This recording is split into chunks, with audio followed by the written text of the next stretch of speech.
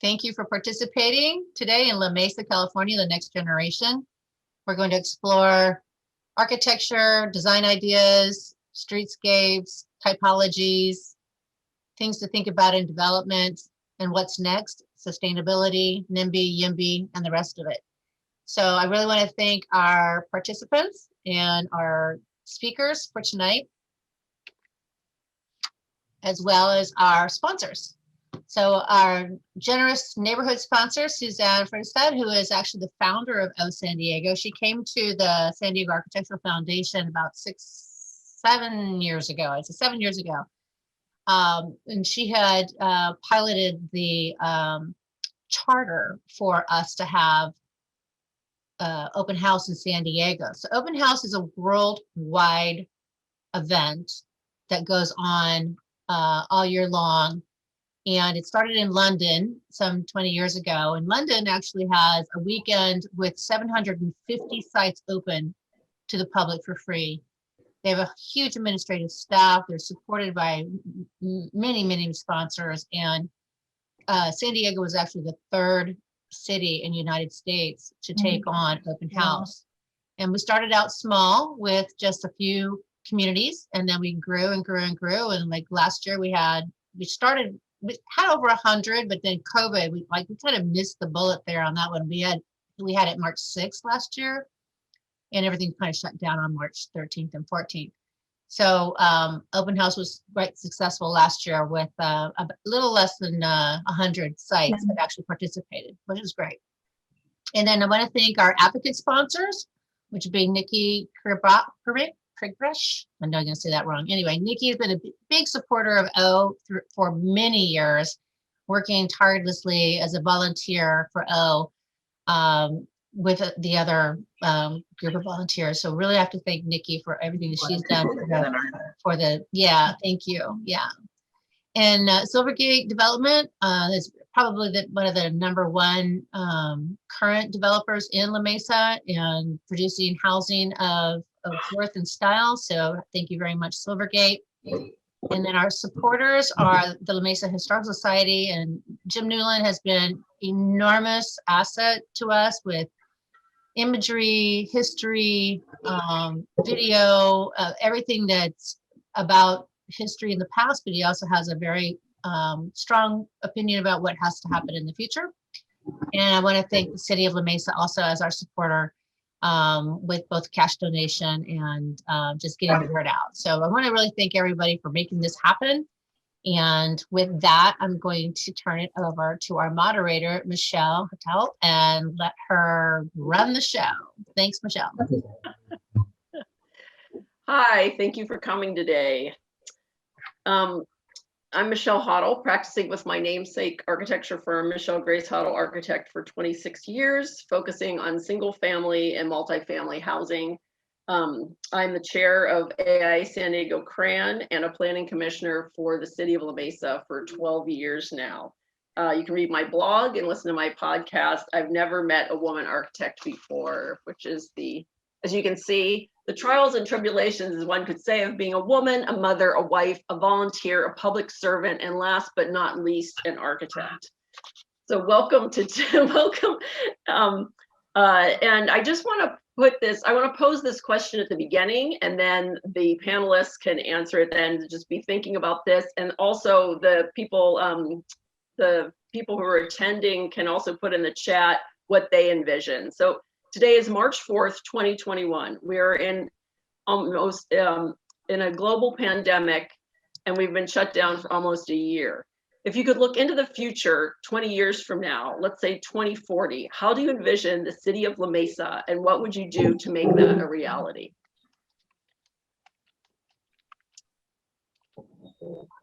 So yes, next slide, please. I'd like to introduce Jim Newland from the La Mesa Historical Society. La Mesa resident Jim Newland is a historian, planner, and project manager with the California State Parks Department.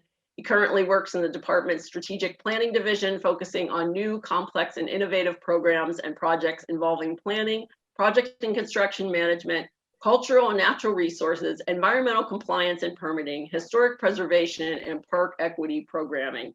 And I'm also glad to serve with him as a City of La Mesa Planning Commissioner, and he's also the ex officio member of the city's Historic Preservation Commission. And he worked on one of my favorite parks, which is Crystal Cove. You can thank Jim for Crystal Cove. Thank you, Jim. Great, thanks. Well, thanks everybody, and I appreciate the opportunity to speak. And you all are very brave folks to open the mic to a historian like this, but I'll try to keep to my time limit here. And my sort of role, first off here, is to sort of set the foundation for today's panel. I'm going to give you a little bit about the architectural heritage of La Mesa and the greater La Mesa area. Tell you a little bit about the land use history and the built landscape that we have here, as well as throw in a little bit on our demographics and sort of the character, both historically and how I think we're primed to set up. And at the end, I'll sort of switch over to my planning commissioner hat and sort of tee up our next speaker to talk about where the city is as we prepare La Mesa for that next generation.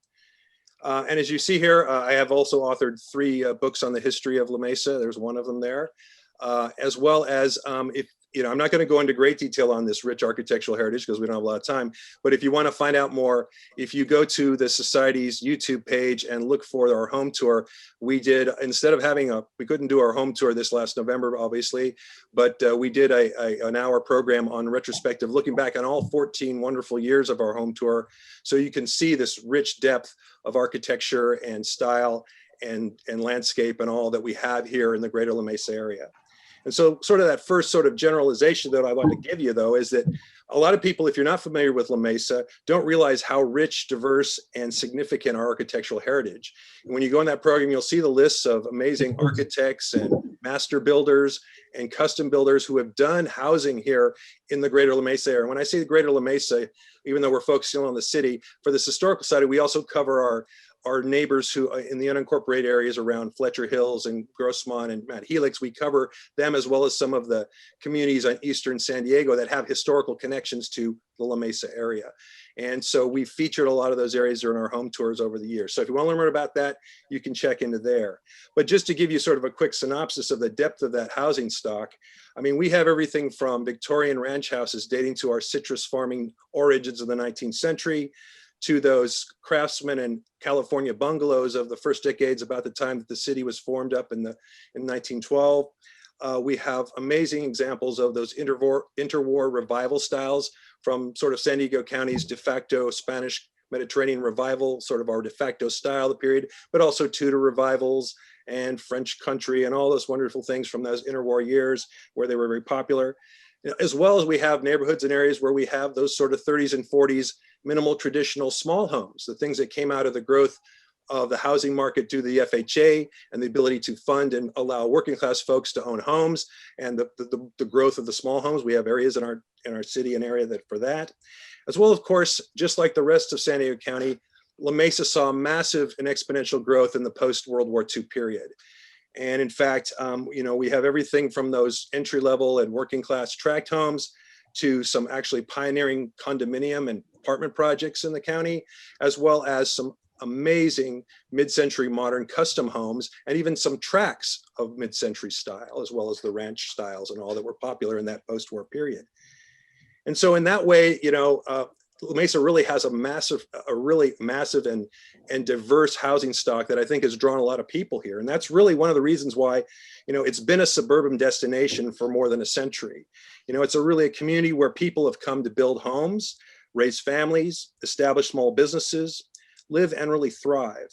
And certainly from its progressive era roots as a new city in 1912, the city's downtown business area, known for the last 40 years as the Village, really luckily and strategically located amongst a bunch of historic transportation corridors, which today we know is University Avenue, Elko Boulevard, but those go all the way back to the 19th century too, as well as the luck that this is where the railroad came through. And today we take advantage of that as it's now the trolley line, but that's actually why the original La Mesa town site actually wasn't where it is currently. It was up at about 70th and Elko Boulevard in the college area, but when the railroad came through Allison Springs would eventually become La Mesa.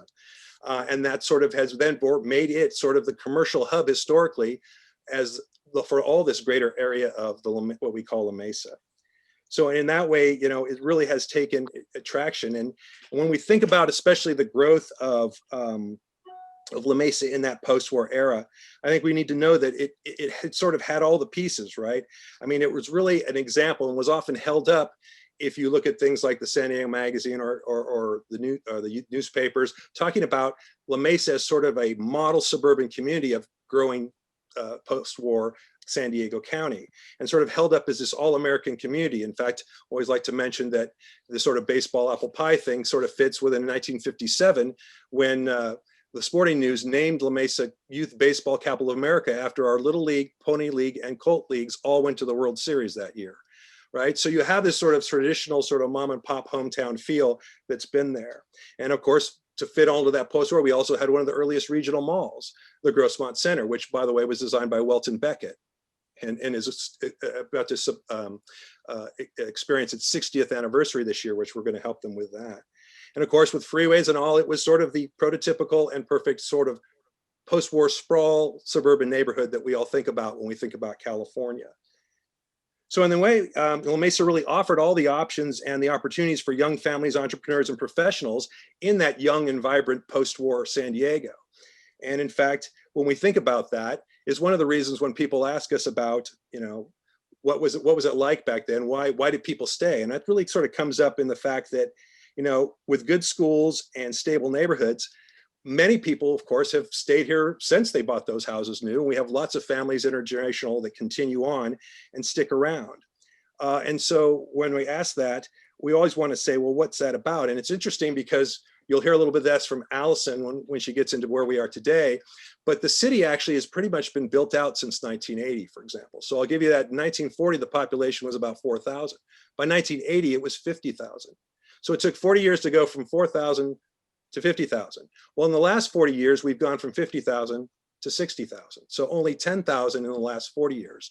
And so I think that's given a lot of folks a sort of stereotype that it's a very stable, older community. And we think about sort of where our downtown was for a while, where everyone would say, oh, it's full of a lot of antique shops, and it sort of shuts down around 6 p.m. But, you know, in fact, when I moved down here in the 1980s to go to college at San Diego State and rented an apartment and got a job here, I remember being asked, well, why aren't you living in, you know, where all the other young folks are? Why are you living in La Mesa? That's where everybody's grandparents live, right? They live in La Mesa. And I always try to remind people about that. Just remember that those grandparents in the 50s and 60s were the hipsters of their day, right? They were the ones living the suburban dream to buy a house or hire an architect to design a really cool modern house, right? So in effect, that's sort of always been there. And all those amenities that have drawn folks to keep coming. And what's been really interesting in the last 5 to 6 years, and we've noticed this, my wife and I, we moved back here about 17 years ago with our, at the time, 4-year-old daughter who's now in college. And we felt like we were the only young ones around. But what we've really noticed in the last 5 years, as we like to say, is the baby carriage crowd is back to La Mesa. And we see that younger generation starting to come, wanting to have some of those same amenities that the folks who came 50 and 100 years ago to La Mesa still want to have. And so I think it's really great. And we've really seen a change in the downtown where we still have some great antique shops. Don't worry if you're an antiquer, but we also have restaurants and businesses that are attracting to folks. And we used to joke that we actually can see people under 30 wanting to come to downtown because there's something to do here, right? That fits into what their lifestyle is. And so in that way, I'll sort of shift here into sort of my planning commissioner hat as I wrap up. And that so that even though we've been fairly built out for 40 years, La Mesa really has a lot of the foundational pieces that are going to allow us to adapt to the needs coming from the demand for housing. Interestingly enough, as you'll hear from Allison, so I won't steal all her thunder, but we're properly zoned to deal with all the housing numbers that have been put towards us from Sandag. And in fact, if so, we were to fill out those numbers, we could probably see 10,000 residents come to La Mesa in the next 5 to 8 years, not 40. And so I think it's going to be really interesting. And so how do you address that kind of density to come into an older neighborhood, as Margaret was sort of talking early on here, is that it takes what? Good development and good design. And so we think back historically, we always think of the fears that neighborhoods, especially single family neighborhoods, have when they think about infill in older neighborhoods. And they look at things like what happened to some of our neighborhoods in San Diego in the 60s and 70s, like North Park or City Heights, when the 8 and 12 pack apartments started showing up, taking out a few bungalows and sort of building in without the infrastructure. And so how do you get around from that? Well, what it takes is good design. And I think what you'll see from the other speakers, and well, it's Allison talking about where the city is from a planning perspective to handle this, is the need for good design, that will help us make those projects not only be a benefit to those who can purchase and live there, but to those surrounding single family neighborhoods, so that they maybe don't need to hop in their car to go get that quart of milk. Maybe they'll see those new businesses and those new opportunities to maybe walk over and get those things, supporting their neighborhoods as well. And so with that, I appreciate all your time, and I'll be hanging around for any questions of context, and I'll send it back to Michelle. Jim, thank you so much. And I lived in La Mesa in the 80s, and I was 17, so I feel like I'm like, okay. Thanks. Next, I'd like to welcome Allison Canard. She's a senior planner at the City of La Mesa, where she has worked since 1999. Which was when I moved into La Mesa, and I think I came into contact with Allison, during that first year. So she supervises current planning, zoning, and development review, including design review and historic preservation. Originally from Virginia, Ms. Canard is a graduate of Mary Washington College and the University of Delaware, where she earned an MA in Urban Affairs and Public Policy, specializing in historic preservation. She lives in Mount Helix with her husband and 2 children. Welcome, Allison. Thank you, Michelle. I'm really pleased to be here, and I appreciate Jim giving such an excellent perspective on how we got to where we are today. So the next slide, I think, has a map, a couple of maps. There you go, a couple of maps, and they are it's a zoning map, like a land use map, as well as a map that overlays transit, that shows where we are and how transit rich we really are. Margit, could you There you go. All right, perfect. Okay, so so the map on the right, I think it tells a great story, because as Jim said, we're built out, right? So what are we built out with? Well, the yellow areas are all the single family neighborhoods, and La Mesa, being an older community, really started out as a bedroom suburb, and that's what we've got there, right? On the map, you've got lots of single family development. But years ago, upwards of 20 years ago now or more, the city said, hey, we're urbanizing. We're poised here with jobs and transit, and we're poised to accept a lot of density. We're urbanizing. So the idea was explored to direct growth to the transit corridors, and that was a good compromise, because it kept the single family residents who love their little communities, kept them happy. Said, hey, we can continue to live here in our little fine-grained neighborhoods that we've always loved. But we're also going to have this new growth, and it's going to be vibrant and exciting and kind of exciting. So the red areas show the transit corridors, the area where the density is absorbed. And the map on the left kind of shows that that's where transit's located, right? Those areas are more walkable. They're you don't need a car, and they're areas that really can basically take the idea of our popular downtown village, which people come from far and wide to visit. Take that idea, right, that walkable, fine-grained environment, and spread it out, extend it across the village, down El Cajon Boulevard, University Avenue, La Mesa Boulevard, and take that, and it's walkable, it's livable, it's sustainable. And La Mesans, I would say sustainability has been a long-standing community priority among La Mesa residents. It's valued. And the idea of mixed use, is it's important because it achieves those goals, and it gets people out of their cars. It gets them walking. It gets them able to walk to work and bike to work and shopping and so forth. Next slide, please. All right. So this is just kind of an image of hillside custom development in La Mesa.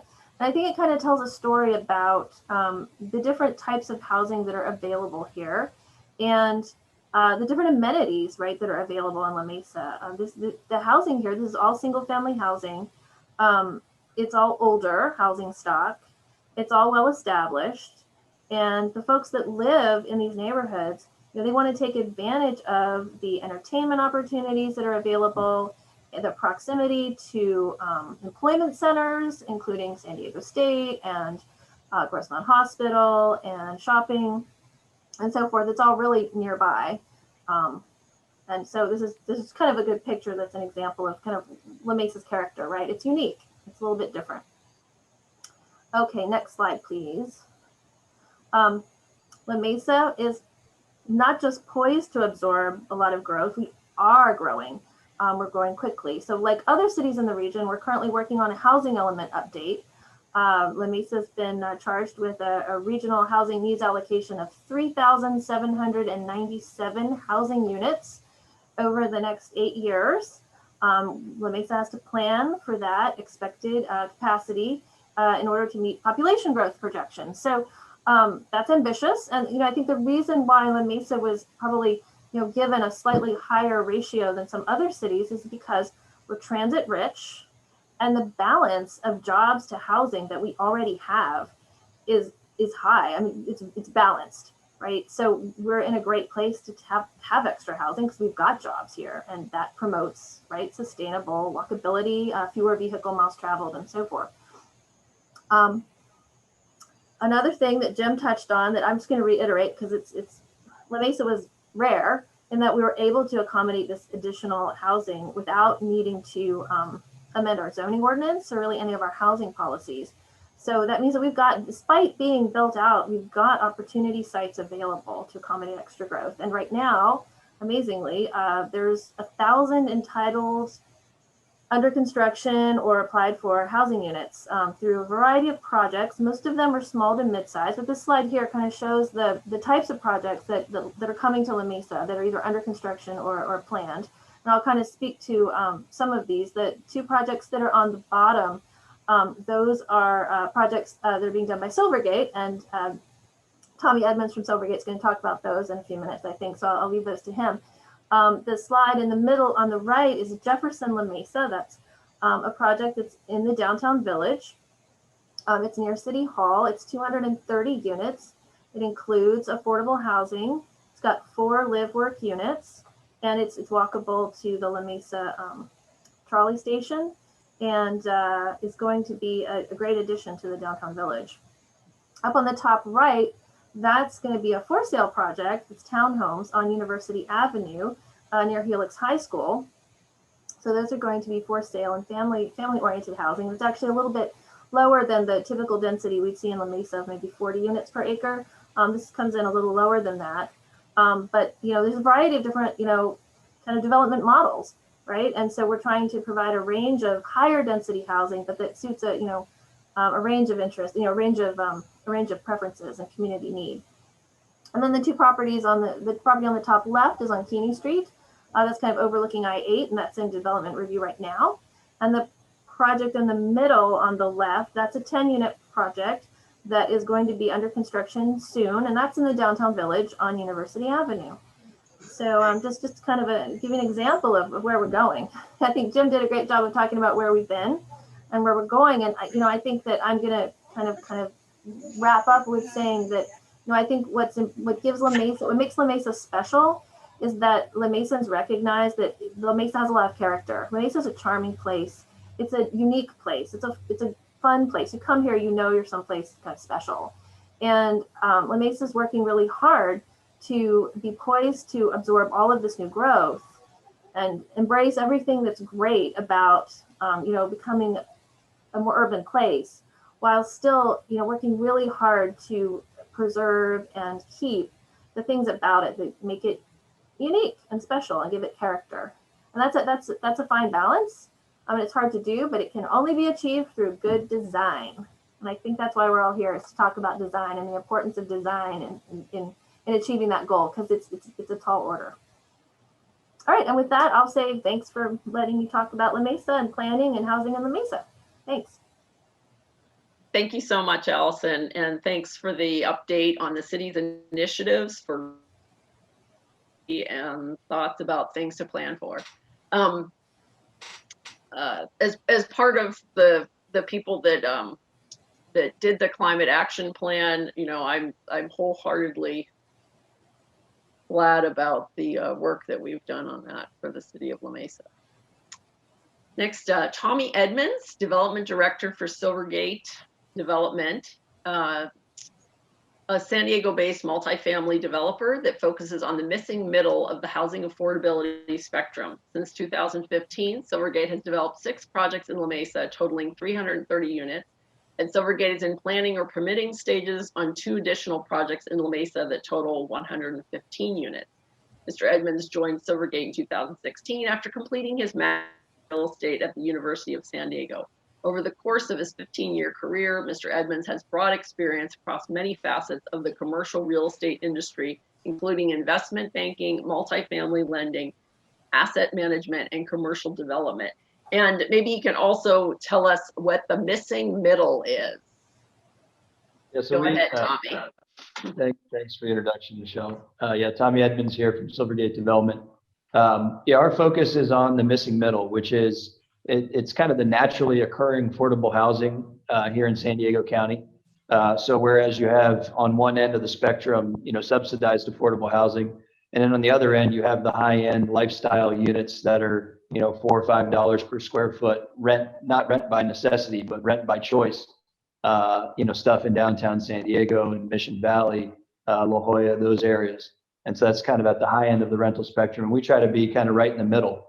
And so that's, we're focused on some of the, neighborhoods, secondary neighborhoods in San Diego County. So we develop in Vista, Chula Vista, La Mesa, and National City. And actually, we've been most active in La Mesa over the past 5 years, probably the most active developer, at least in terms of projects. Like Michelle said, we've done 6 projects over the last 5 years. And I chose 3 of them today to look at, but we've been drawn to La Mesa for the same reasons that Allison and Jim espoused earlier. It's the great location, the access to transit, but really just the character and charm of the city. We really like what La Mesa has to offer, and we've been focused more so on the south side of La Mesa, kind of the older side, whereas, north of the 8, you have some newer retail and mixed use developments. We focused all of our efforts on the south side of the 8. The first project here that I wanted to highlight is what is now called the Haven at La Mesa. It was previously the Little Flower Haven Convent, and this is located at 8585 La Mesa Boulevard. And this one, as Jim said, we experienced the fear of new infill development in an old residential neighborhood. And this is a very controversial project.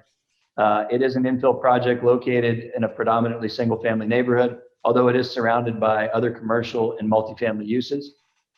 It was a very controversial project because we took a convent, a Carmelite convent, that had served as a rest home and an actual, cloister convent for nuns for the past 50 to, I guess, 70 years.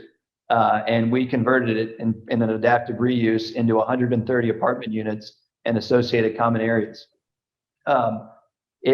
We preserved, as you can see in the bottom left picture, that's a recent picture taken. We just completed the project, those front 2 buildings along La Mesa Boulevard, but that's the original bell tower and chapel that we converted to a community area.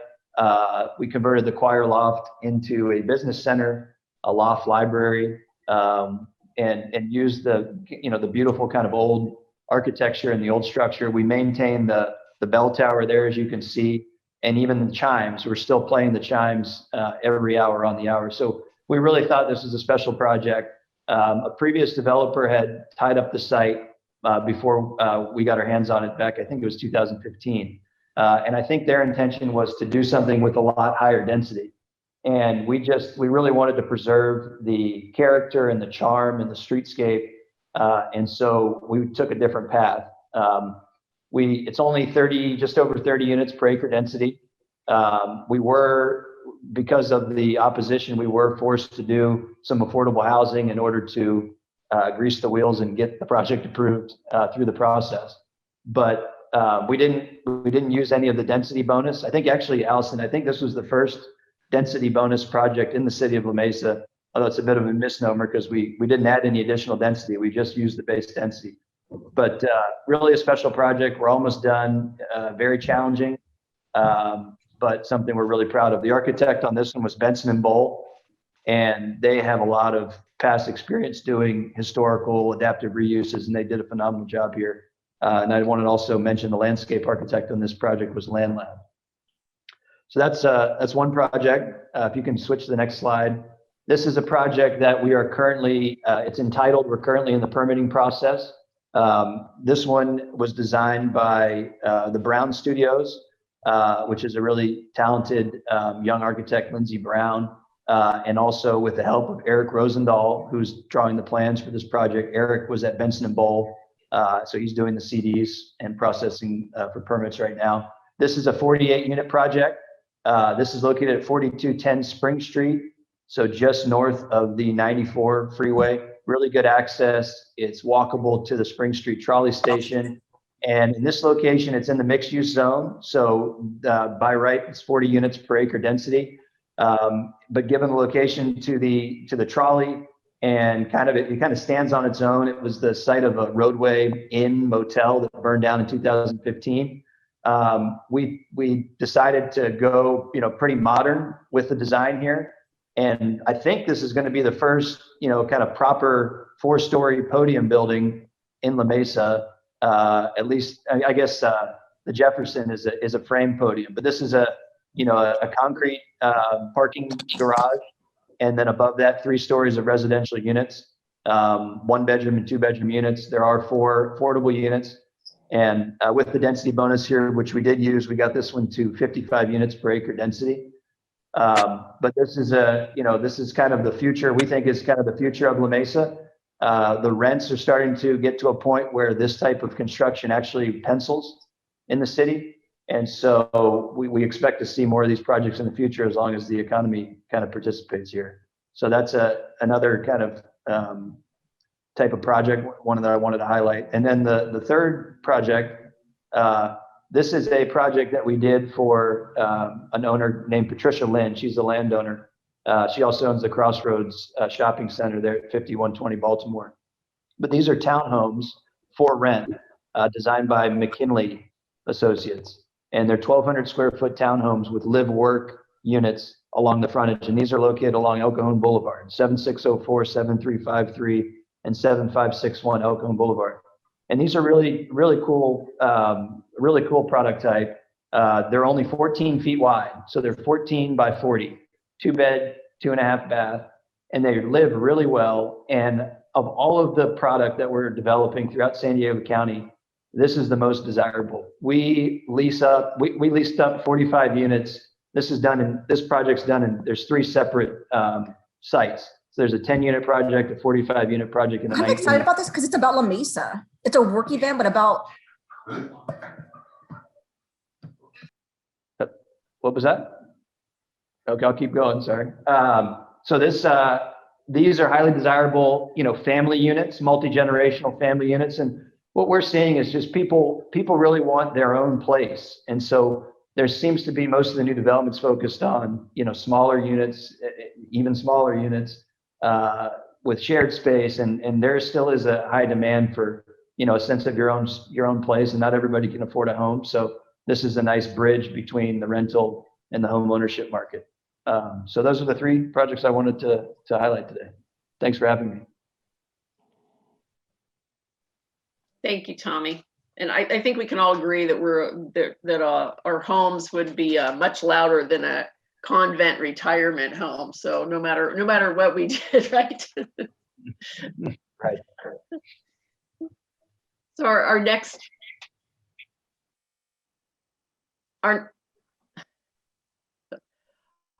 panelist is Craig Avenia from Foundation for Form. Foundation for Form is an award-winning San Diego-based architecture and development collaborative led by principals Mike Burnett, AIA, and Craig Avenia.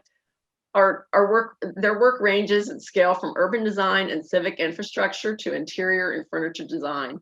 Their focus is on infill redevelopment and providing mixed-use, affordable, and market-rate housing. Their studio is comprised of architectural, engineering, and urban design professionals.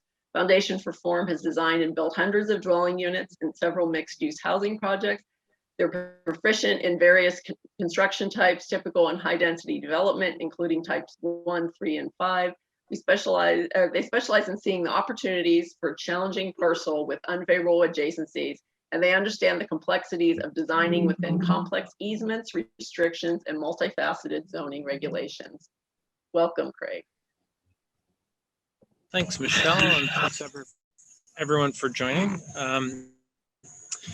Glad to be a part of this. This is a really great program for San Diego, and I enjoy the conversation on housing in San Diego. So thanks. I want to jump on what Tommy mentioned in the last couple comments that he said about housing in La Mesa, and this is an old project for us. We were lucky enough to start working on this in 2015. The owners are friends of ours, and they had the site. It was somewhat of a challenging site, and it had a lot of constraints. And we were the urban infill guys at the time, and wanted to bring our urbanity to suburbia, and we saw the potential benefits to that. So, we approached this in a way where we wanted to extend the neighborhood lane and make this a neighborhood of inclusivity, and kind of include the things that our architecture can you hear me? Just to include some of the things that our architecture in the urban space affords for tenants in the suburban space. So it was a constrained site. You have to do the double loaded car corridor.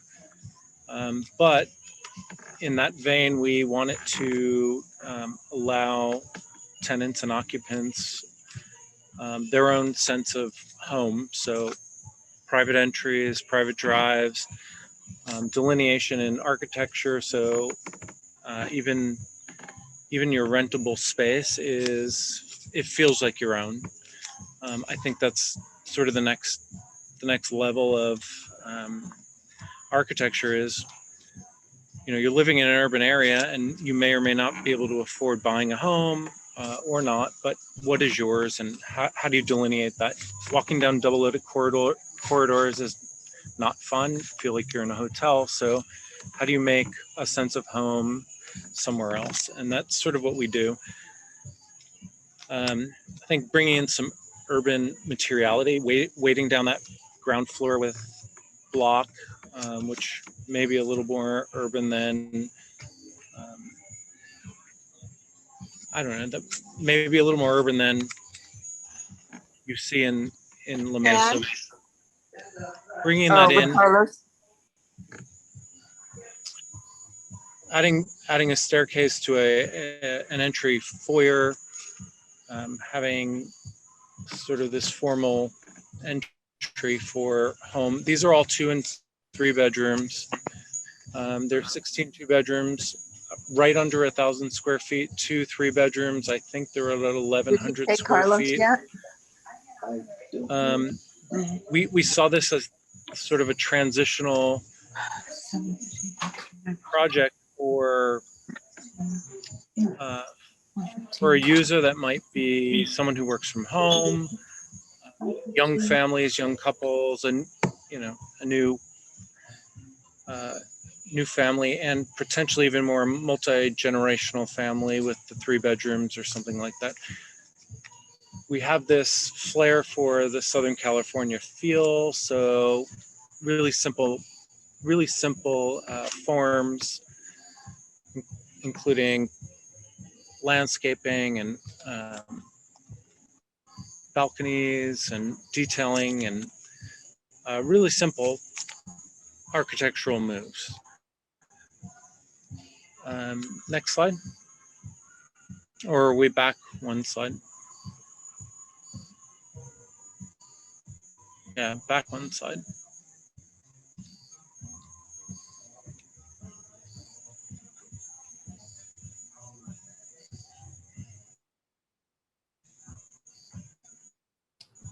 Those are the 2 slides you have, Craig. Oh, sorry, I'm cutting out a little bit. Okay. I just wanted to talk about the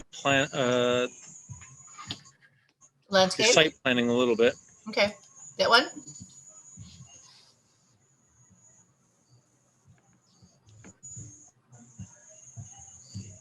The bottom landscape plan. There we go. With bioretention requirements,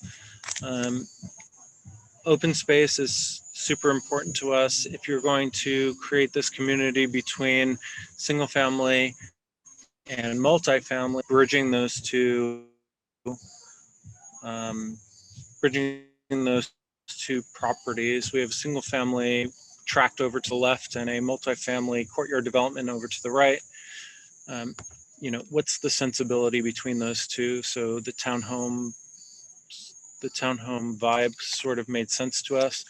A lot of open space is necessary when you are in not only La Mesa, but in suburban communities. You have to maintain that kind of vibe for the user, for being responsible to the density, for those kinds of things. So we try to incorporate as much open space as possible in this particular project. We designed it as a non-gated community.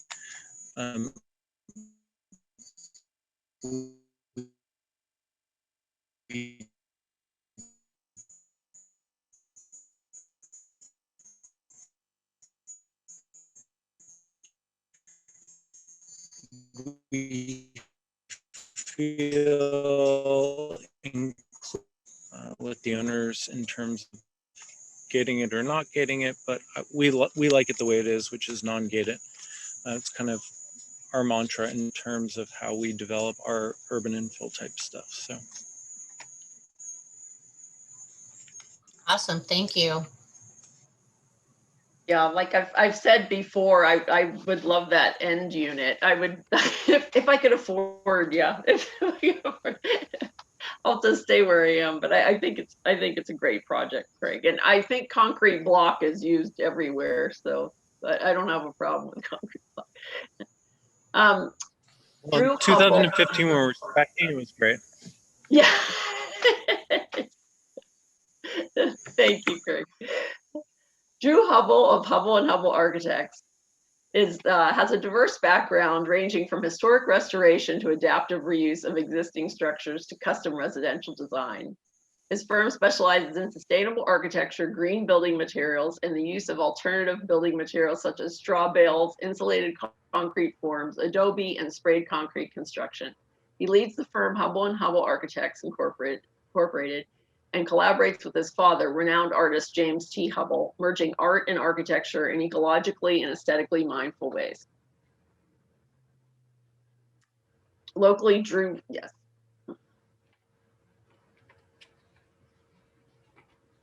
Good. Thank you, Michelle, for the introduction. I thought I'd start, well, thank you everybody for coming and attending tonight. I thought I'd start by just talking briefly about La Mesa and what I think about. And to me, La Mesa is a small town feel in a big city. We live a little bit west in Kensington, and it's very similar. There's a wonderful walking street, and La Mesa's got the wonderful restaurants and the village that you can walk around. And then I was thinking back of my experiences in La Mesa through the years. And first was Oktoberfest as a younger age. I would always go with a bunch of friends, and it's a great time there. And then we would attend the restaurants. And then Jim mentioned La Mesa Little League.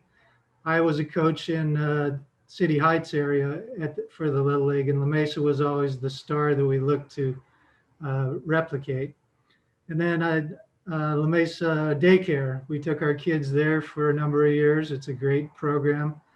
And then La Mesa Lumber for building. It has that small town village feel. And I know a lot of the builders are they don't like the big box stores, so they love La Mesa Lumber. So those are some of the things that I think about. We were lucky about 10, 12 years ago to design with Glenn Schmidt Architects this park in Briarcrest. We designed the restroom building, which you'd see if you go back a few, Margit. And this is one of the more beautiful public restrooms that you can go in. It actually has stained glass windows in both of the women's and the men's sides, and that's a glass mosaic pattern design on the front underneath the drinking fountains. It also has the tiles that were created on the lower left slide by students in the local schools and then installed on the site walls and the seating walls.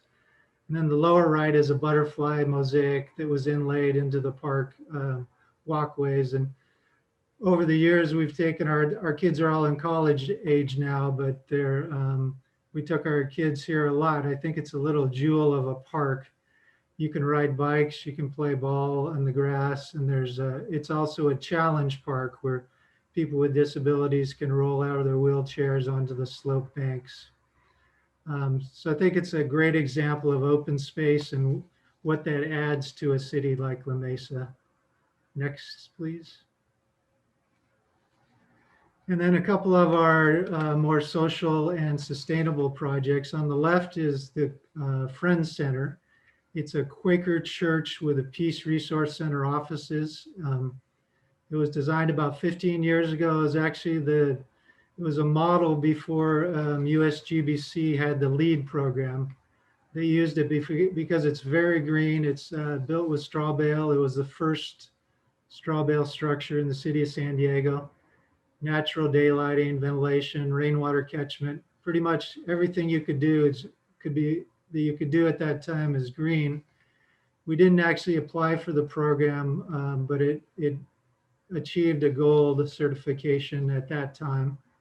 And some of the artwork, you can see a little peace crane. They have a program with they work with Japan and folding peace cranes with children. And so that's a little sculpture in the front of and then there's a meeting area in the courtyard, kind of a Spanish tradition where people meet before their service and they go inside to the circular meeting hall.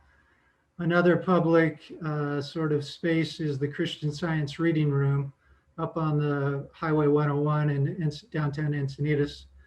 The nice thing about this is it's open to the public. They have a library that you can learn about all kinds of Christian Science and other Christian events, but they also have a public garden around the corner. So if you get up there, it's a beautiful kind of a meditative space that they're happy to share with people. These are also examples we like to break down the barriers at Hubble and Hubble with sustainability and getting green building and alternative materials into the code. We permitted the first straw bale, and we recently permitted the first ICF block building in the city of San Diego, and are working on a straw bale house, the first one in the city or county of Los Angeles right now. Next slide. And then a couple of our, one is a single family residence. The upper left photo is a green building, also straw bale in Borrego Springs. It's about a 7,000 square foot, pretty luxurious home up on the hill above the airfield. It integrates reclaimed timbers and lumber and super insulated. It uses an underground garage for passive cooling. And you can see all the landscaping is native to that area. And then one of our projects that really integrates art and architecture is it's called Pacific Portal. It's on Shelter Island out near the airport. It's across from Humphreys. This was a public art project we designed. Our client was the Port of San Diego. And integrating architecture and art and sculpture, and it's used for a lot of weddings. Just a really fun space. People call it very Dr. Seuss when they're out on the boats and viewing it. So that's my presentation. Thanks again for coming, and looking forward to questions from the audience.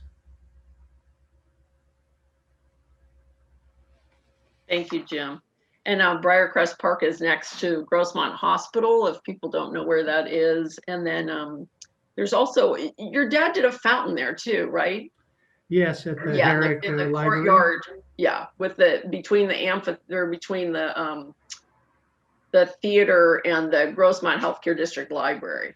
We've gotten some really nice feedback from that sculpture and fountain, and people go to research usually very serious illnesses for their family or themselves. and they go out, and that fountain is a meditative space for them. You know, it feels a connection to nature. Yeah, the park is really nice too. And then you have the different instruments that you can, you know, that you can also make music along there. And I helped, my kids did some of those tiles, and Nice. I helped with that butterfly. I helped with all of that tile work for the butterflies. Wow, That was quite a project. So thank you very much. With our next, we'll do the kind of talking about the generational turnover. And so Allison is going to lead with what is needed to sustain the beauty of La Mesa while growth and expansion are inevitable. And then you can all chime in as far as what you would like to say about the panelists. And I'd like to remind everybody to mute their microphone if they're not a panelist, please. Thank you. All right, so I'm gonna try to tackle this question, Michelle. Would you mind reading it to me one more time, please? Yeah, what is needed to sustain the beauty of La Mesa and expansion are inevitable? I guess part of the answer is kind of pragmatic. Increasingly, developers, you know, they want some degree of certainty when they bring forward projects, because it's a big investment just to get a project to entitlement. Didn't used to always be that way, but today you practically need construction level design in order to get through the entitlement process. So, you know, I think taking the city already has an urban design program that's pretty rigorous, and we have supplemental pieces to that for the downtown village and for the mixed use overlay zone and for the Grossmont specific plan area. But, you know, we're looking at making those design guidelines, which are pretty open-ended, right? And it's pretty kind of subjective, making them more clear, making them more objective, making them specific and prescriptive. So, right. So if you check these boxes, right, or if you pull from this menu, right, your project is adequate and acceptable and can move forward in the process without having to go through maybe a higher level subjective review.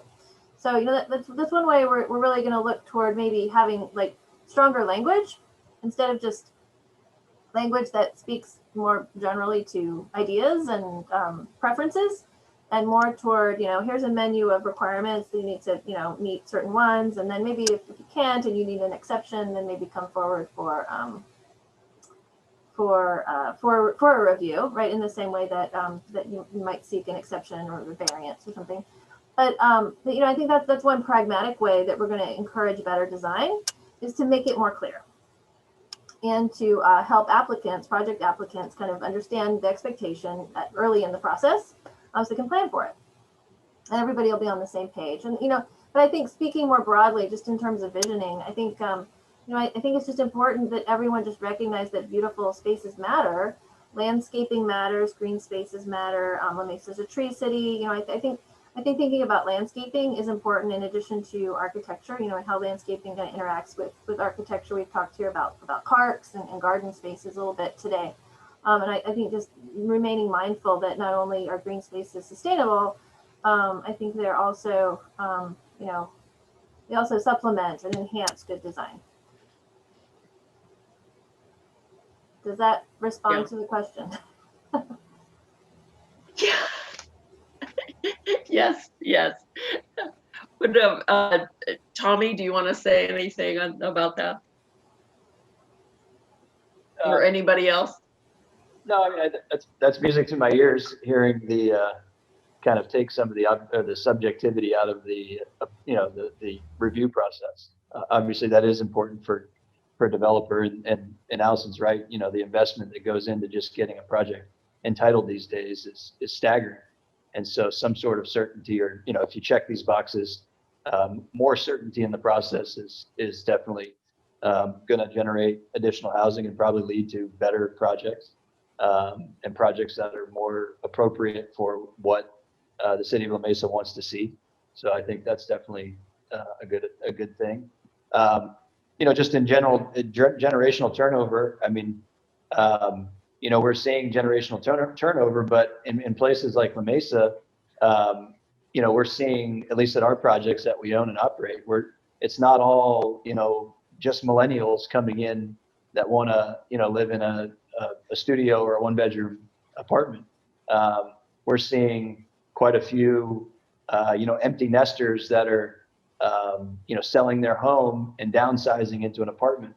And so, we're kind of focused on not just out with the old and with the young, kind of the other way too. So as we design projects, we're trying to think about ways to accommodate really the diverse age demographic that makes up La Mesa. So just my 2 cents there. Michelle, you want me to take a shot at that one? Michelle is frozen, looks like. Oh, we've lost Michelle. Well, then I'll jump in while she unfreezes. This is Jim. Yeah, I mean, I think, it's always a challenge, of course, because like anything, it's a business, right? So the market is part of this, as Tommy was sort of inferring, and what your banker is going to willing to help you out with. So anything that can allow the developers to have that flexibility. And I'll just say some of these projects you've seen and some we've seen here recently, I've been really impressed because they haven't just maxed out the density and the zone number, right? I can max out the units. There's been some ability to, put in a design that maybe isn't to the full max of the property because they want to make sure those amenities are part of the project and making sure that they can sell it and get people to want to actually live there and stay there. And that's sort of, the thing that, my sort of simple call to is that we need to be able to make sure we can incentivize good design, so that they have the options to be able to provide projects that don't have to grab every single unit just to be able to slide by at the last, financially. And I think the more we can save on all of those processes, but also, be able to read the market. I mean, as you're saying, it was, the assumptions like Tommy says about it's all just millennials isn't necessarily the case. And I think it also be as we watch, urban life change and California has been a horizontal landscape developed place for the last 60 years. And it's going to take some folks to sort of change about the fact that not everybody needs to own 3 cars anymore, and have that stuff. And then maybe people will be working 40, 50, 60% of their time at home, and what kind of space do they need dedicated to give them that space? So, I mean, I think it's really, the more good projects we get, the more I think you'll see others follow. I think that's also the other trend. And so I think that once we get that sort of reputation and projects like that get more comfortable, the community gets more comfortable. You don't have to deal with some of the NIMBYism that a few projects, as we've heard, had to go through. Probably not necessarily deserved, but at the same time, making sure that we can get, because it is an infill world now. It really is an infill world when it comes to development, and that brings in a whole different set of challenges for financing and building projects. Do we get our I'm back? La Mesa internet, Some of it's too historic. Yeah. Okay. And then, did anybody else answer that question then? Did anybody else want to answer it? I filled your empty space for you. Don't worry. Thank you. Thanks, Jim. So good design practices for future development. What will be different for the next 40 years of families and businesses? And I think when we say families, we're kind of in the same thing of like families. We don't define what a family is. A family is anyone living in a household. So I just want to make that kind of clear to everyone. Craig, what would you like to say about that? We are sort of architect, developer, owner, operator. That's sort of our thing. So we, come from this from a real where we are seeing this year being kind of hard for us because we are urban infill mixed use developers, and most of our tenants have, paid rent because they have stable jobs, because we offer higher end units, but most of our commercial tenants have struggled. So we're kind of looking at our design practices and our typologies a little differently, coming into the new year. I think that for future development, we are going to rely on more flexibility with the cities and planning in terms of how we can be a little more creative with adaptive reuse and potentially, explore other options that are, maybe not within zoning or within, what's in the books. Like, how can we be a little more flexible? I think the future of development is really more flexibility. I think that's what 2020 gave us, was we just need to figure out how we can be flexible and to not sort of put ourselves within bounds and boxes. So we had an office of 10 people last year, and now we were an office of 2 people because everyone's working from home. So the way we work and the way we develop things are just differently from a very, pencil and paper from the ground up, really. I mean, we see development as just changing ineptly from the ground up and really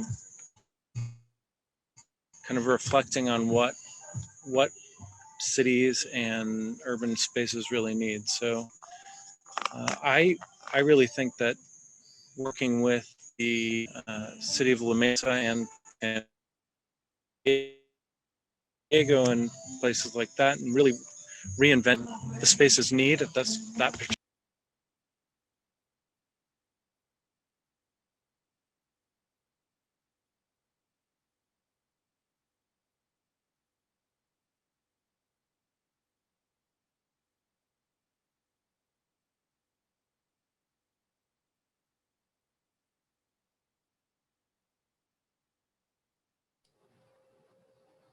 Did we lose Michelle again? Yeah, maybe. So let's go into product typologies and what works for growth. And Tommy, could you kind of address that for us? Sure. Yeah. So at Silvergate, we basically have 3 product types, and we work with different architects typically on every project, and we like to allow them to let their creative juices flow. But we kind of have 3 boxes that we try to stay within. And our bread and butter for La Mesa type infill suburban development is a 3-story walk-up product. And it's apartment units, it's flats, but it lives like a townhome insofar as it's, as Craig was saying before, people don't like hallways. They don't like double loaded corridors. They don't like parking garages. And so if you're looking for a place to live in a place like La Mesa, you're looking for a little more space. It seems you're looking for a little more privacy. And so our 3-story walk-up prototype, everybody has access from the exterior to their own unit. There's no hallways. We have stairways. They're all walk-ups. We have stairs that serve basically 4 units. And then the ground floor units are entered from a front door that's accessible through a patio. And so we've developed that product all throughout the county with a lot of success in places like La Mesa. And in fact, Little Flower Haven, we have the building up on La Mesa Boulevard is a double corridor loaded building, just by necessity. But then behind that building, there are 5 other buildings that are 3-story walk-up that have that kind of bread and butter product type. The next product type, and the reason why I highlighted it when I ran through my three projects, is the townhome. Like I said before, there's the highest demand that we see for any of the stuff that we own is for this townhome product. And it just by chance that they work really well in the COVID environment. With those townhomes that I showed you, they actually have a 2-car tandem garage. And so what we're actually seeing folks do, families that have 1 car, they're actually taking the interior tandem parking space and making it a home office. And so that we didn't design it that way, but it actually lays out to be a great home office space. And so we just really like the townhome. I think 3 bedrooms, kind of the sweet spot there in kind of the South Bay, Vista, Escondido, some of those areas where you have, where you have more multi-generational families. But in La Mesa, these 2-bedroom townhomes appear to be doing quite well. So that's another one of our product types that we'd like to find, more sites for. And then the third is the small infill podium. And this is really the hardest one to make work due to construction costs. We've been able to do it in places where we're able to get the land at a steep discount. In Chula Vista, for example, we've got a 31 unit podium project. It works in places like North Park and some of the higher rent districts, but we're staying away from those areas.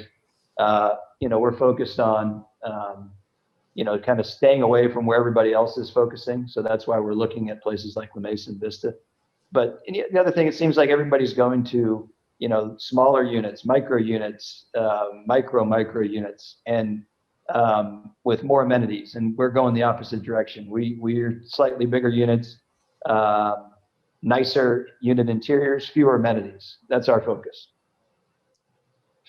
And what do you think about, and other people can chime in with this, but, I think there definitely is kind of a micro, there's definitely a need for like kind of these smaller units. I mean, we're seeing more ADUs in La Mesa, which that's kind of a way to, to densify like single family residential areas, but, maybe some other type of, a smaller unit besides like kind of these 3-bedroom, 2-bath or any type of,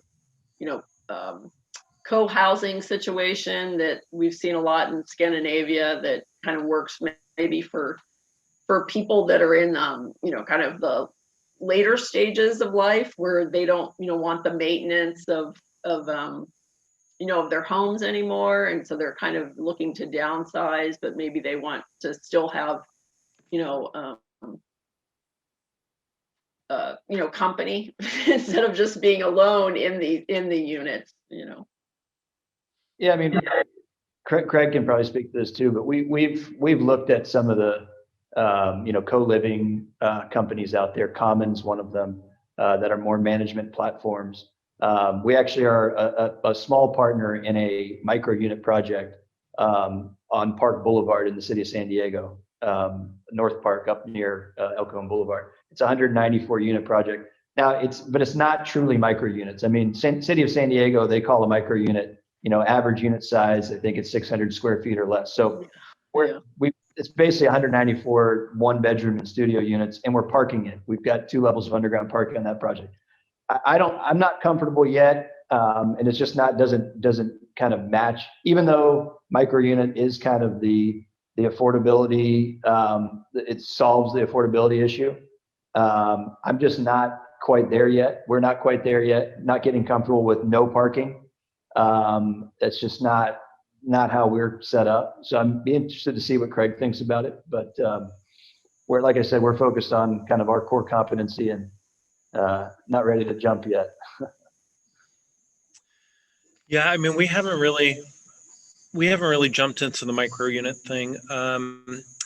Our product, we have 230 units and that we own and operate, and parking is definitely 90% of our users want parking. We do have some co-living, some flexible type unit typologies where we can make a 1-bedroom into a 2-bedroom. We can make a 2-bedroom into a 3-bedroom. We kind of explored that a little bit in a product type in Point Loma. We thought that would be good student housing, a good, just a nice architectural test in flexible housing. That's been very successful because we were able to lower rents. However, you get a different type of person using those things. I think in the more suburban areas, people want space. They want to potentially live with extended family. They want to raise a family. They want to work from home. So I don't know. I mean, if we're talking about La Mesa and sort of the expansion of the urban realm, the city of San Diego, I think we're still looking at a significant amount of square footage, amenities, not necessarily from from a operator standpoint, but someone might want a home office at this point. Maybe it's a 1-bedroom plus den or 1-bedroom plus office, maybe it's a 2-bedroom, 2-bath. I mean, we're just seeing people wanting more space. So the micro unit's not really something we're going to kind of tackle anytime soon. But I do think, Michelle, like you said, the ADU, you know, for a homeowner to monetize some additional property that they have, I think that in La Mesa, I think that's an appropriate way to add kind of some smaller units. I do think that works because there certainly is a market for it, but that lives a little better than at least in my opinion, you know, being in an ADU and in a, you know, a single family home lot with some nice outdoor space.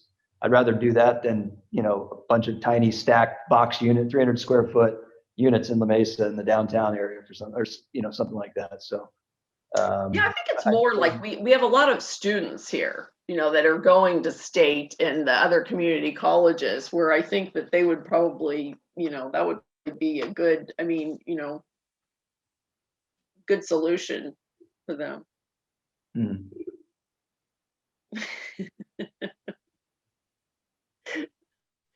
Okay, so art, parks, streetscapes, pedestrian centric, density, transportation, can they all live together? Drew, what would you like to say about that?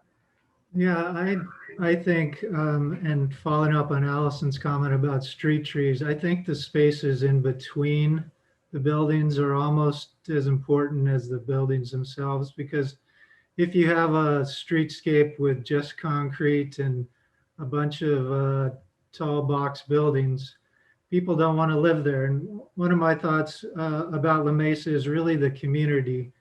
And people want communities now. They want to have a village that they can walk in. They want to be able to feel like they're in a small town, even though in the big city.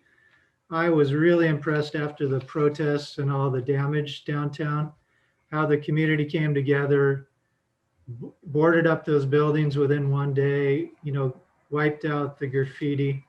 And to me, when I'm thinking about where I want to move my family, I want to be in a community where people care about where they live, and the art and the parks and the open space and streetscapes are really what, to me, make a community. So I think in the future, you know, as density grows, La Mesa wants to prioritize that part of it. And it sounds like, Allison, that's a priority for the planning group. I know we have the Centennial Project that's on downtown La Mesa, and that's kind of like a pocket park with that was kind of nice because the city already owned that triangle. So we were able to put, you know, an art project on that along with, you know, that became an amenity, you know, right there in the downtown area.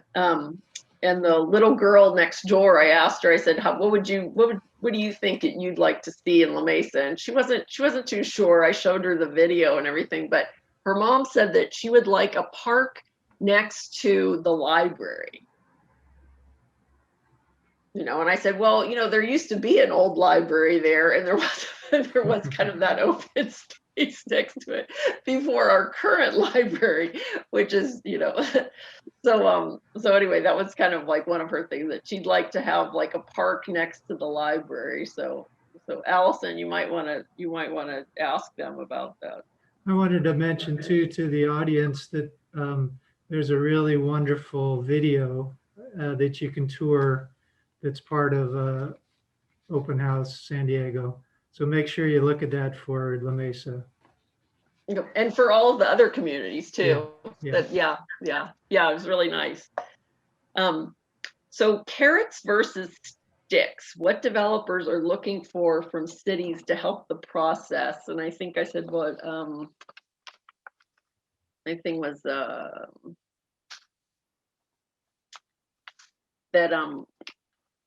I think Tommy's going to speak to this, but you know, how can developers work with the city in order to make the process, you know, to streamline the process, maybe in some of the development of some of these houses, you know?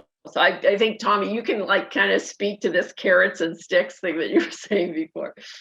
Yeah, I just think what I'm going to say is probably heretical for a developer to say, but you know, density doesn't solve all the problems, and it seems like all of the incentives and all of the initiatives that the state is cramming down on the various municipalities.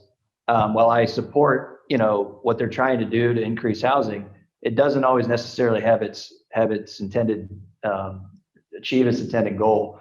And in fact, all this additional density, for example, in the city of San Diego, and I was really happy to hear that when Allison and Jim were saying that the city of La Mesa, to accommodate its 3,797 new housing units over the next 8 years, they didn't have to change any of the land use or zoning or anything like that, which is great.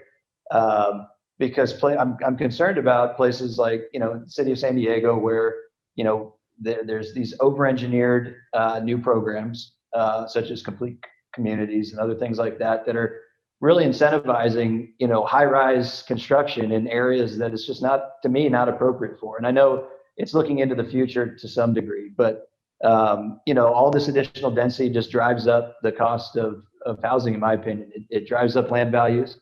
It drives up the construction costs because you're going into different construction type to try to achieve that density.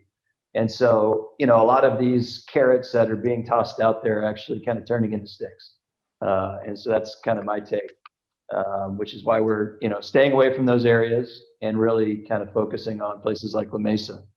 As far as, streamlining the process, definitely in La Mesa, I've got a lot of experience with that. La Mesa is a great city to work with, in that it kind of still has a small city feel. And so it's great. You can pick up the phone and actually talk to somebody, and all the players in the city. I mean, I'm meeting with Allison tomorrow. I call Allison, I call Carrie. It's a great city to work with. I think what Allison was saying earlier, just kind of taking some of the subjectivity out of it and just having a set of goalposts and not moving them is really important for developers. And that's what streamlines the process. And you look at, for us to, small developers like myself, like Craig, we're not developing 500 unit projects. And yet the process that we go through is the same, whether we're doing 10 unit project or we're doing a 500 unit project, it's the same. And we just can't afford to amortize the cost of all the various consultants and all the people that you need to make that process happen over small projects. And so if the future of development in San Diego and La Mesa is smaller infill projects, there's got to be some incentive or some cutting of red tape to help those projects get through. Craig, what do you see as the biggest, as kind of the biggest hurdle in development and infill projects? Well, for us, it's when we start creeping into slightly bigger projects. So when we get into something that is, 40, 50 units, we start drawing attention. And really the biggest exposure is, CEQA and the abuse of CEQA. And that drives up the cost. It oftentimes leads to additional processing. So where something could be done at a planning commission approval, if it's appealed, and the barriers to appeal are so low, I don't know, I forget what it is in La Mesa, but $100. $100. You can appeal a project. And Yeah. And you can sue somebody really, or you can at least threaten. And we've been sued under CEQA on a project in Chula Vista. But just that type of exposure, it definitely is a problem. So what's going on now with, basically CEQA, not being a project under CEQA, more by right processing through density bonus and other provisions. And then, obviously the stuff that the city of San Diego is doing, creating all these by right projects that's keeping them out of the CEQA process, that's really important. So to the extent, cities like La Mesa and Chula Vista and other places can start adopting some of those programs, that's obviously helpful in getting these things going. Because we want to spend more money on the design and spend more money on making nicer places. And we spend all of our money paying lawyers and paying consultants and, processing these things. And that just doesn't do anybody good, as far as I'm concerned. Yeah. Yeah. Craig, what do you think? Yes, and yes. That's Okay. all 1000% correct. I mean, we go after our own projects if they're by right only. I mean, we don't we won't even look at a piece of land if it's encumbered with any kind of issue that we have to go to the city for, or a community group or anything. I mean, you're just wasting time and money, and it's not, you could do 2 projects in the time you could do 1, and then you somehow house more people by doing it without anyone involved. So we do a lot of affordable housing out in San Marcos, and they've been great partners. Not specifically for us, it's architecture work for us, but we work with a couple developers up in North County and Orange County who do 100% affordable housing with the city of San Marcos. And the city of San Marcos is very forward thinking, and they, they'll change planning regulations based on ideas and challenges, and it happens immediately. There's no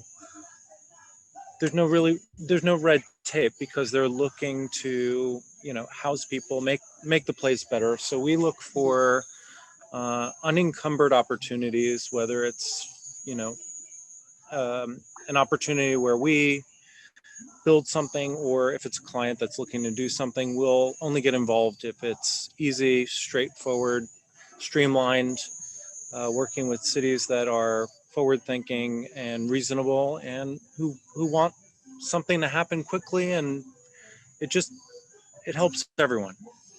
Yeah. I mean, I think what I've said, and I kind of have said it in the video, that a lot of times, it's like, our children are not going to be able to afford to live here if there isn't any housing, because the housing is going to be so much more because of the availability. It's like, if there isn't housing availability, guess what? Everything is more expensive. It doesn't. So if you want your kids, and if you want your parents to be able to, downsize and things, then, we need more housing. So I'm getting this.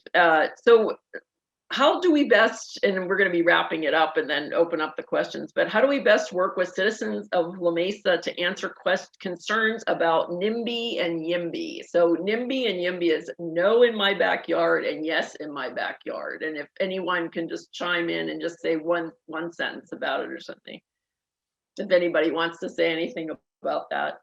And then we'll kind of wrap up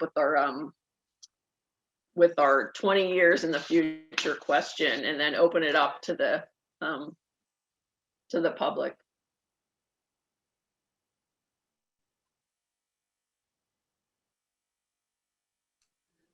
So you want 1 sentence on that, Michelle? Yeah.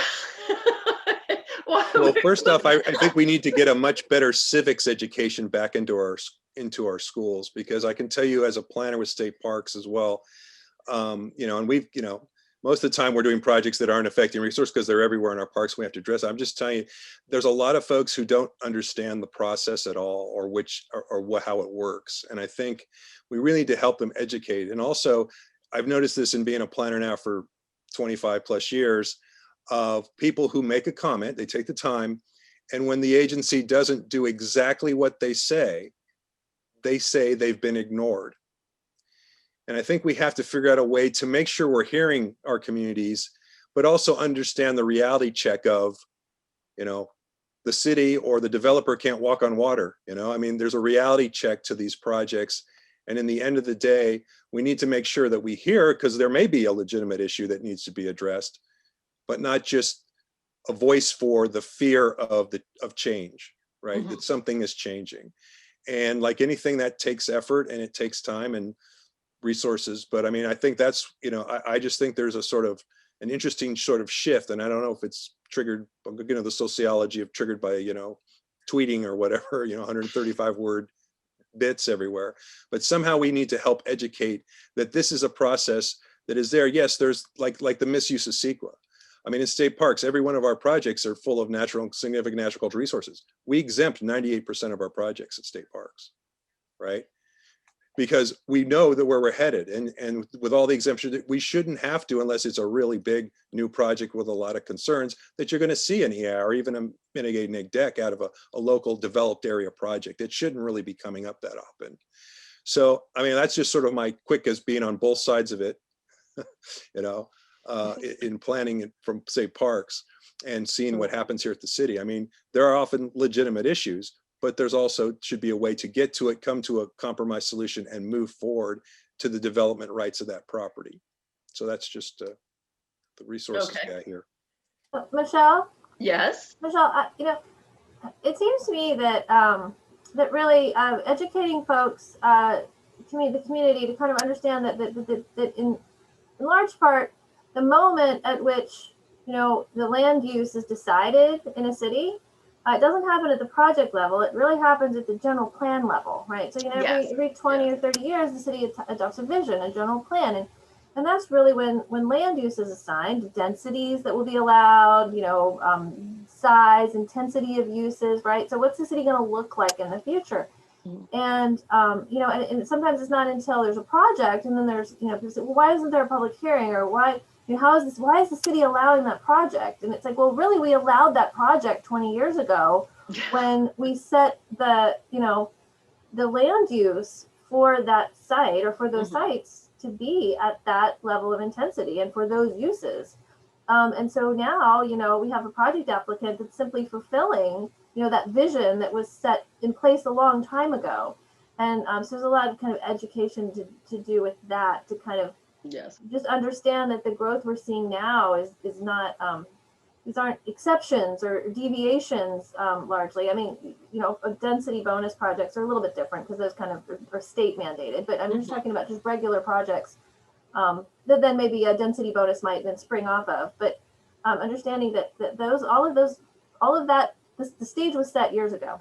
And I'd also like to let everybody know that when we review our general plan, these things are all things that the public can comment on, and any of, you know, the general plan is available for the general public to see. So, you know, the general public can see all of this information is available to you. You know, it's like nobody's holding that back from you. All of this information is available to you. And you can always go to the city's website about any of that, right, Allison? And there's that's right. Yeah, the city's current general plan was adopted in 2013, but it was a you know, it was largely a technical update. It didn't really change any major land use policies at all. It harkened back to the 1995. Actually, it was a reboot of the 1995-96 plan. Yes. Yeah. Okay. So Margit, did you want to pose the question, or does anybody want to do the question of what you want to see 20 years? How do you envision the city of La Mesa, and what would you do to make that a reality 20 years from now? Yeah, I have a question. I have a question already on the board. Okay. It's it says La Mesa has a unique architecture. Do you believe architects should push the boundaries aesthetically to further advance or enhance the character of the city?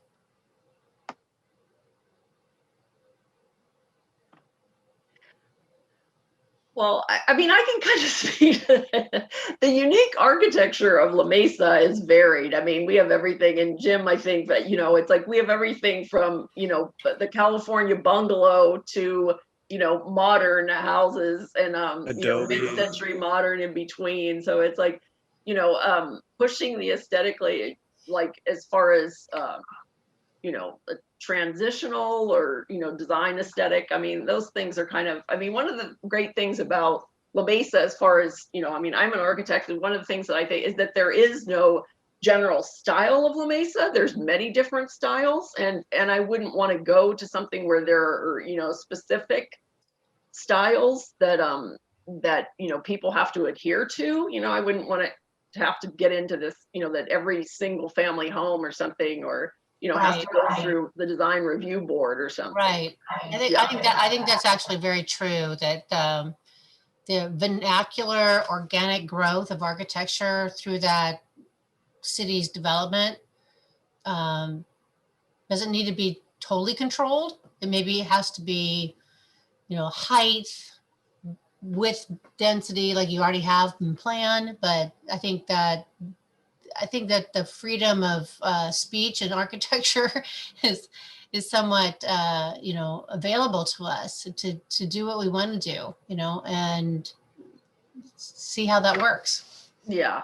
Yeah. So, I mean, I think that is, as far as that's concerned, I mean, I think that we pretty much have an open book as far as that's concerned. Yeah, which is nice for a city. A lot of cities have it, everything has to be Spanish architecture, everything, like these, planned community developments, like everything has to be beige, brown, and gray. Like, okay, that's great, but that doesn't really allow for expression.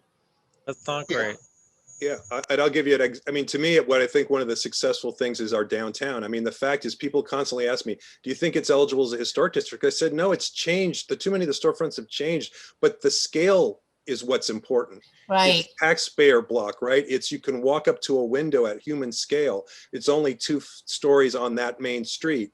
It doesn't mean we couldn't go 4 on the back end or something, but I mean, Right. that scale to the person is far more important to me than, and not they're saying there aren't a few potentially eligible buildings in there, but in general, it's not going to qualify likely as a historic district because of the constant change. And I think that's needed, especially in a commercial zone where you're going to see buildings change and turn over much more regular than you're going to see in a residential area. And I think, like anything, as you all know, as architects, what it takes to have good architecture is clients willing to pay for good architecture, right? Yeah. And the fact that La Mesa had that opportunity, and yes, we do have some garage left and garage right post-war tracks up in the North City, and actually some of the earliest tracks in the west side of La Mesa, that even predate Claremont, smaller ones. But I mean, so that's there too. But I think the ability to have people hire, I mean, right in the middle of one of those on the west side is a really beautiful mid-century modern that somebody bought the lot out from the developer and put in it on that U-lot, surrounded by a bunch of garage left, garage right track homes. Running through more data. Yeah. So I think that really is a benefit to us. It's La Mesa, La Mesa. Oops, muted. And so would everybody like to wrap up with their 20 years from now then, since we're getting close to 30? I'm happy to go. I think I'd like to see, some more development downtown, but kind of on those back lots, like Jim said. That's really going to kind of complete that downtown and really kind of bring La Mesa forward. That's the area where the density should be, but it can be done appropriately while respecting, the historic storefronts or the old storefronts and keeping that street feel. There's plenty of lots there, city-owned lots and things like that. In the near term, maybe a parking district or something to encourage, some development, because if you've got to go underground there, it's not going to work. And so if we can take some of the cost out by pulling the parking, allowing people to buy into a parking district, you're going to see some development downtown. We've looked at it. It just doesn't work yet. I think it's $25,000 a space or something like that. So for the in lieu fees. Okay, yeah. So that ought to be looked at. But I mean, we'd like to see that happen and really get some people to support those businesses. They've been through hell with COVID, and hopefully they can make it through, and the future's bright for that village. So the one thing we haven't talked about is sustainability, and I know we've ran over time by a little bit, a lot, but that's okay. We had a great conversation. But Allison, you were talking about sustainability as the city sees it as an importance. Can you address that a little bit? Yeah, I'll link that, I guess, back to my vision, right? Yeah, thank you. Thanks, Allison. And I mean, I think that the Mesa has policies in place to encourage, walkability, pedestrian orientation. And what I'd like to see in 40 years is a community where people are walking. They're walking to work. They're walking to the store. They don't rely on their automobile, right? That's the most sustainable thing I think we can all do to reduce greenhouse gas emissions, is to get out of our cars. And I also just think for quality of life, living in a community where all of your needs can be served, a bike ride, a walk, a bus ride, a short transit ride away, I think is healthy for everyone. And so just my personal vision for the future would be something like that. And I think that, obviously the climate action plan goals, those are largely related to city efforts, to city infrastructure, and less to private. They're not really geared for private development. But I do think that as folks start to build in accordance with, new green building codes, you know, we'll have more energy efficient construction and things like that, of course. And I think that's just coming, and that'll kind of happen on its own just because of the kind of the framework we have, the code framework we have in place for that. But I'd just like to see a more more human scaled walkable place. Right. Well, that's beautiful. Yeah. So we don't have any other questions in the chat room tonight. Double check. No. Anyway, I'd really love to thank everybody and our panelists. Wait, Margit. Yeah. I think you have to answer a question. The other two, yeah, the other two. So, all right. So Craig, do you have your future question, and then Jim with his future, Drew with his future question? I'm not prepared with my future question, but I would say that I really like and respect what Allison was talking about with a walkable community. I mean, La Mesa has so much potential. It's so transit oriented. It is desirable for people who live in urban San Diego, who are seeking something just, 10 miles away. And how do we attract those people to something like that? I think that, this idea of downtown La Mesa being 2 stories is wonderful, but is that sustainable for the next 5 years, 10 years? Probably not. Do we see more densification in a way which still allows the walkability, the mobility, and the things that people want? I think 20 years it's going to be a little bit different. I probably want to own a couple buildings there. I think they're more like 5 stories. But yeah, I mean, with the help of Michelle, we've been looking at a few lots. So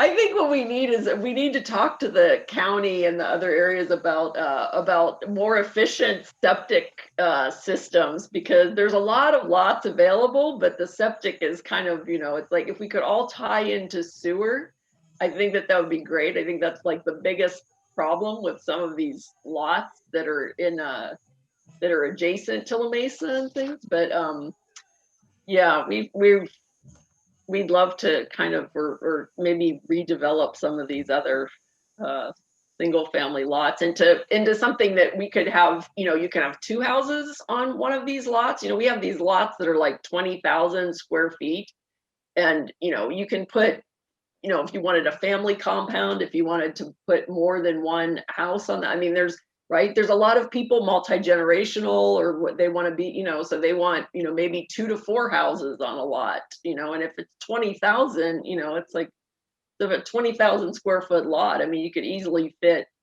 3 on there. The average lot size in La Mesa is about 6 or 7. So you fit 3, on there. You wouldn't have to go through the lot split, yeah, you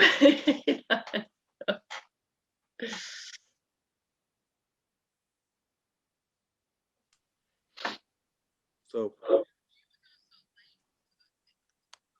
who next? Okay. Drew? Yeah, I'll tag on with Allison's comment. I'd really like the walkability. So my vision would be to remove the cars from some of the downtown area and just have pedestrian streets. Like I went to school in Copenhagen, and the stroll there is just a magical place. And they're starting to do that in Little Italy and downtown. So walkability, but to a next level.